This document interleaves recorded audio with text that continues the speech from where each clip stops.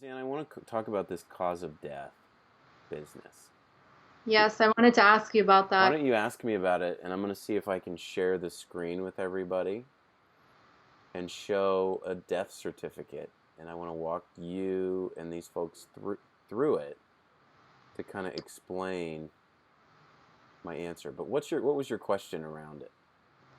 Well, we talked about, who is actually dying. We talked about whether or not people, I was curious whether there's an incentive in hospitals to classify deaths as COVID versus another cause, and whether or not, when you're filling out that form, as far as when you were talking about pneumonia or flu, how does that get filled out? How do you make that determination when Yeah, you're filling out the forms? Because this is a lot of people are watching the numbers on the news. The news is sensationalizing yep, how many people are dying. And so, yeah, are these numbers skewed? That's what I wanted to talk yeah. about. You're going to show me the form. I mean, I've filled out countless death certificates in my career. I've never had anybody ever tell me, "Hey, we want to pad these numbers. Why don't you need to put more COVID on there?" It just, at least in the hospitals and the places I've worked at, that's just not really a thing. To be honest, the death form, the certificate of death, it's a pain in the ass. It's just another piece of, like, what do we care about? Yeah. We care about taking care of patients and doing the right thing and by them and their families and doing all that stuff. Paperwork is just a piece of paper, um, and as such, it's just not very valued.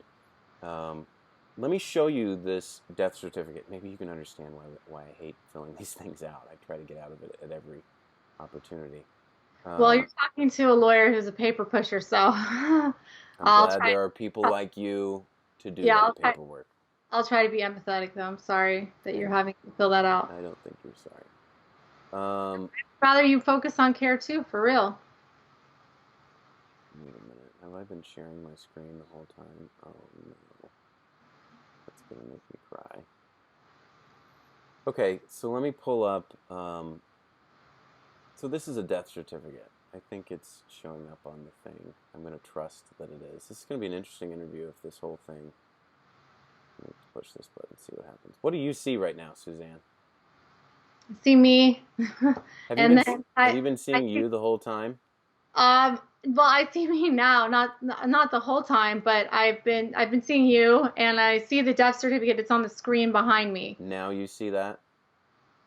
Now I see that currently. Okay, you see Now the I death. see now I see the death certificate. Okay, all right, good. Yeah, So let's do this death certificate thing. yeah. So I'm gonna. So this is kind of a. This says U.S. Standard Certificate of Death. I'm gonna make it bigger so we can kind of actually read it. Excuse the.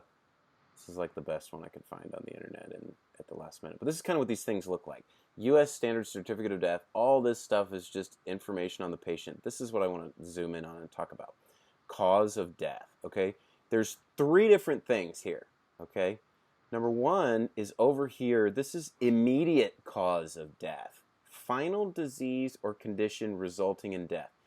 This is probably the best answer, not the best answer. This is where this gets confusing. This is what the patient died of. So a lot of times here I'll put cardiac arrest, respiratory arrest. The heart stopped beating. It's kind of like duh. That's almost synonymous with death. Okay? Underneath this, it says sequentially list conditions leading to this immediate cause of death. And ultimately resulting in this last one, which is the underlying cause of death. So let me give you kind of a more clear example. The immediate cause of death, you could say, let's take the flu for example. You could say pneumonia here, or you could say respiratory failure. Both are probably true. The underlying cause of death, you might put influenza down there. The flu led to, it would go like this. Respiratory failure would be the first line. That's the immediate cause. Respiratory failure from what? From influenza. I'm sorry. Respiratory failure from what? Pneumonia, bacterial infection in the lungs. Well, pneumonia from what? From influenza. So you might call the underlying cause of death influenza and the immediate cause respiratory failure. Does that make sense? Yes. Okay. So And got it. then let me say one other thing and then we'll get your question. Part two is this says enter other significant conditions contributing to death but not resulting in the underlying cause given in part two. That's a little confusing, but let me give you the example. So if we're going to say the immediate cause of death is respiratory failure from pneumonia from the flu, something else that would matter is if they were a smoker their whole life and had emphysema, right? So in this case, they didn't actually die from the emphysema. It was the flu that led to pneumonia, that led to their respiratory failure. But that mattered. Their emphysema and their smoking their whole life certainly mattered and put them at risk. So in these days, with this coronavirus, I was talking about kidney failure earlier, and a lot of people died from kidney failure. There's 4 ways that you could die from kidney failure: acidosis, high potassium, which we call hyperkalemia, um, fluid overload, I'm forgetting the 4th one, uremia, which is a kind of a high level toxin that causes altered mental status. Again, you could do the same thing. Immediate cause of death, cardiac arrest from high potassium caused by kidney failure, which was in turn caused by the underlying cause, which would be COVID-19 or coronavirus. So really, coronavirus probably belongs on this underlying cause down here on D, C or D. The Mm-hmm. immediate cause being they died of a stroke or a clot in their lungs or kidney failure or respiratory failure, ultimately from coronavirus.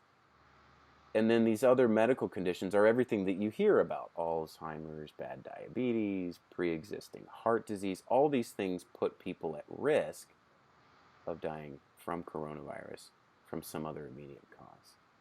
Does that make sense?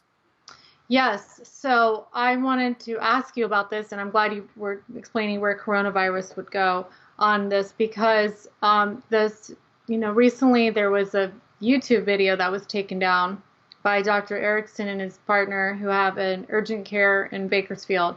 And they seem to make some claims in that video that was then criticized by the emergency medical academies, and I was curious what are your thoughts, being that you've now worked in Bakersfield in the ER, I know you've worked all over the state in various ERs, and now you've worked in New York. So, what These do are you these think? guys.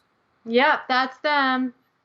This is Uh, Dan Erickson, Artin Massihi. These guys own 5 urgent cares in Bakersfield. Accelerated urgent care. I will disclose a conflict of interest. I oh, am a partial owner of ER Group, and we have 2 ERs in Bakersfield. It's so not going you're to affect anything that I say about this, but I think these guys are out of line. But I just want to disclose that. And I've worked in Bakersfield for a few years. I don't know these men personally, but I am certainly aware of this story that you're telling. These guys made this YouTube video that blew up and got millions and millions of followers, and they basically were like, "Look, we've done thousands of uh, coronavirus tests, and we're not impressed. We think the death rate is super, super low. We think it's 0.02%. We think it's far lower than China, than Fauci, than anybody is saying. We think this is overblown and people should go back to work. Look at the huge hit on the economy. Look how it's affecting medical practices and hospitals and urgent cares like the 5 that they own, despite running all those corona tests. Based on our numbers, this is why we think it is what it is."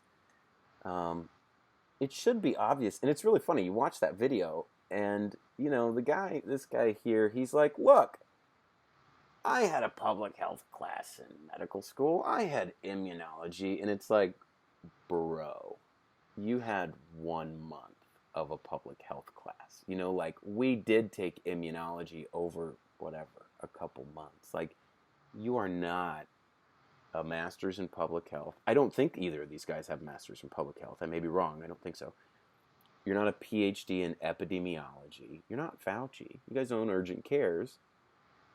That's number one. This is a credibility issue. And these guys, they're former ER doctors. They're not practicing ER anymore. They're urgent care owners. I don't even know if they practice. Their sphere is urgent care, right? It's not population-based health for the entire country. That really matters. They should not be on this platform, right? You got to take that with a grain of salt. They're going to be experts at telling you how to treat strep throat at an urgent care and how to set up the business and all of that. For them to say, you know, we have this 5,000 tests we've run or whatever it is. These are our numbers. Therefore, let's open up the whole country. It should be very obvious that that's a very regional, localized population of, don't forget, a certain kind of patient is going to go to the urgent care, and they're not the sickest. The sickest are going to come to us in the ER, right? So, of course, their numbers are going to be, you know, they're going to have less positive cases. Those people aren't going to be as sick. They're not going to be as impressed with the numbers. For them to make the statements that they made just based on their numbers is so incredibly foolish and terrible science. It's really embarrassing. It's embarrassing.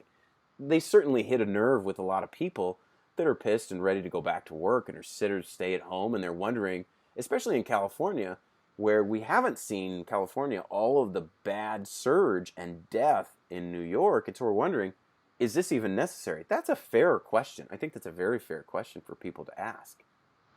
And the answer is, thank God it's that way, that we had good leadership and people, good government leadership, Newsom, London Breed, mayor of San Francisco. They did the right things, science-based, and people listened. You know, both deserve that credit. Thank God that's what happened.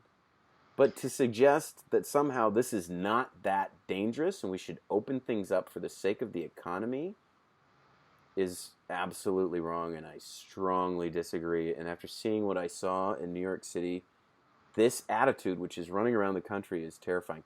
This will lead to dead people, without a question. People will die because of this attitude. And so here's the question to you, Suzanne. You get something like this that goes viral on YouTube where these guys, seemingly credible doctors, who are very persuasive in this video, say, look, guys, it's not that bad. Look at our numbers in Bakersfield, urgent care numbers, okay? Very skewed sampling, right? That's just sample bias is what that is. Very, very easy to see this. Hey, based on our numbers, we don't think this thing's that bad. We should open things up because look at all the economic suffering. You know, they say that goes viral. Holy cow, that's going to, like, from my perspective, I'm like, people are going to die because of that video. Without a doubt. There will be dead, I don't know how many, but people will die because of that video. Handful of people are going to not listen, or going to go out, or going to go back to whatever. And so the question is, I don't think there's any question medically that what they said is just flat out wrong and terrible medical advice.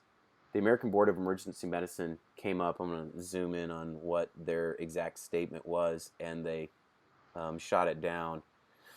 American College of Emergency Physicians emphatically condemned the opinions released by Erickson and Massihi. Reckless, untested musings do not speak for medical societies and are inconsistent with current science and epidemiology regarding COVID-19. As owners of local urgent care clinics, it appears these two individuals are releasing biased, non-peer-reviewed data to advance their personal financial interests without regard for the public's health. I completely agree with that, 100%. It really looks like these guys, by doing that, are trying to open up their urgent care and benefit from that again. I'm trying to jump back to me. Am I screwing it up? What do you see, Susan? I don't see you. I see, yeah, there's me and you. I don't know how to get back to this thing. I agree with that. It really looks like these guys are saying this to um, to open up their urgent care because they want to open them up again. I think that's absolutely part of it. Anyway, the question is, let's just assume that them doing this um, could result in people dying. Should YouTube take it down? Should you have the freedom of speech to release something that is probably going to lead to behaviors that are going to kill people? It's a great dilemma. I don't know the answer to that. I don't know. I mean, I strongly disagree medically with what they said, and I think they were out of line. Do I think it should be censored or taken down? I really worry about the negative, deadly effect it could have, and it makes me think about it. What do you think? So if they had come to me before they had posted that video, I would have, a lot of clients come to me, they tell me what the thing is about. They do not want to pay me by the hour to review all the content. I'll tell you that right now, whether it's a video or a book, or sometimes they do. But because I think the first video was an hour and then the second one was a lot shorter. I did not watch the first video, but so it needed to have the proper disclaimers on it, and they needed to. So one of the things right now that's going on that's concerning to me is there's a lot of fake news. Okay, there's a lot of disputed numbers. I can't tell you how many different times I've heard different figures of how many deaths there were of the flu in the season of 2017 to 2018. Okay, I've heard everywhere from like 40,000 to 80,000, and then people are comparing that to the coronavirus. So how many deaths that we've had so far. So when I think about, what is valid, what is scientific, I think back to what, the court of law. What is the court of law accept into evidence? It has to be science-based. It has to be, it's called the Daubert test. And what test? Say that again. Daubert test. Okay. Another French word. Yeah, I think I'm pronouncing that right. I don't really, again, this is more litigators who deal with it. Yeah. But I remember I wrote a term paper in law school about utilizing complementary and alternative medicine, which is on the fringe. I'm a big, you may not agree with it, but I'm a big, believer in preventive medicine. And it's I not. absolutely believe in preventive medicine. Yay. Okay. It's not necessarily. But I have a lot of problems with alternative medicine and a lot of the nonsense that's sold. Continue. Right. Carry on, Right. Susan. So Carry do on. I. And that's why I would like to see things being valid and reliable and peer reviewed. And so you can get a lot of the crap out of there. That's the way I see it. And I totally agree. Right. So, but the problem with the coronavirus now is that we only have a few months of data. How long does it? So for me to tell them and say, have you gotten this? Have you submitted your science to a journal to get it peer reviewed? I mean, obviously No they may. way. Of course they made it. They would have said we don't want it. We want to put this video up. So I would have said it needs to have disclaimers before, maybe on the bottom, at the end, and they need to be. They probably should have not made such sweeping conclusions, because I thought the same thing when I originally saw the second video was, how are they, this is Bakersfield, and I understand that, I've never been to Bakersfield. I've heard you talk about it. I've heard other friends talk about it. No offense to Bakersfield, but it's not LA. Okay, it may be near LA. It's not LA. And Bakersfield is its own community. Let's say that. Right. Okay. So should YouTube have taken it down? I mean, they have a policy. I looked at their policy. Obviously, you can't put things on there that are like, hate speech, bullying or nudity, things that, like no scams. Like what they did is not a direct scam. They weren't like, hey, come open up. And I mean, maybe people would see that as a scam. So whether they have any liability, nope. I don't. They may have. Yeah. Yeah. But depends on which side you're arguing. So, when I hear you speak, I'm like, oh, it makes it seem like they were out for their pockets. They're trying to get more their business to open up. By the way, I've heard from other law firms regarding, some of these businesses that are opening up, some of them are getting fines. Whether or not that's going to be prosecuted is another story. They're getting fined for what?